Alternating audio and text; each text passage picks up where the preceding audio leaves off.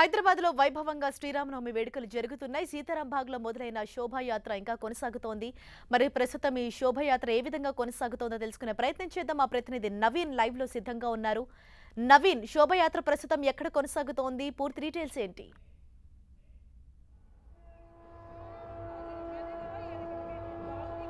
హరీష, శోభాయాత్ర మధ్యాహ్నం 12 గంటల తర్వాత మొదలైనటువంటి శోభాయాత్ర ప్రస్తుతం పురాణపుల్ చౌరస్తాకు చేరుకుంది. ఇక్కడ బజరంగ్ దళ్ ఆర్ఎస్ఎస్కి సంబంధించిన శోభాయాత్ర మొదటిగా ఇక్కడ నుండి వెళ్ళిపోయిన తర్వాత ఇక్కడ రెండో శోభాయాత్రగా ఇప్పుడు ఇక్కడ మనం చూస్తున్నటువంటి ఈ అంతా కూడా కొనసాగుతున్నటువంటి పరిస్థితి. ఇది ఈ రాజసింగ్కి సంబంధించినటువంటి శోభాయాత్ర 3 శోభాయాత్రలు కొనసాగుతున్నాయి.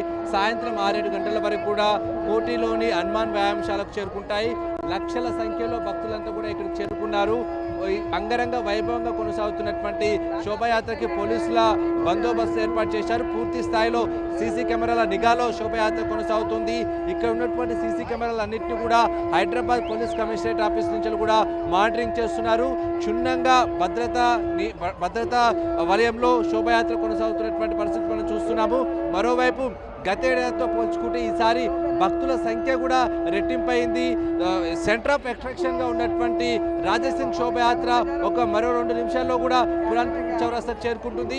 ఇక్కడ నుండి నేరుగా హనుమాన్ వ్యాయామశాలకి చేరుకున్నటువంటి రూట్ మ్యాప్ ఇది మొత్తం కూడా చూస్తున్నాము. శోభాయాత్రలో రామునికి సంబంధించినటువంటి పాటలన్నిటి కూడా లేటెస్ట్ మోడల్ డీజే సాంగ్స్ గా చేసి చిన్న పెద్ద తేడా లేకుండా అందరూ కూడా ఆటపాటలతో శోభాయాత్రను కొనసాగిస్తున్నటువంటి పరిస్థితి చూస్తున్నాం. దేశవ్యాప్తంగా కొనసాగుతున్నటువంటి శోభయాత్రలో భాగంగా హైదరాబాద్ లో అంగరంగ వైభవంగా కొనసాగుతుంది. Harisha, thank you Naveen.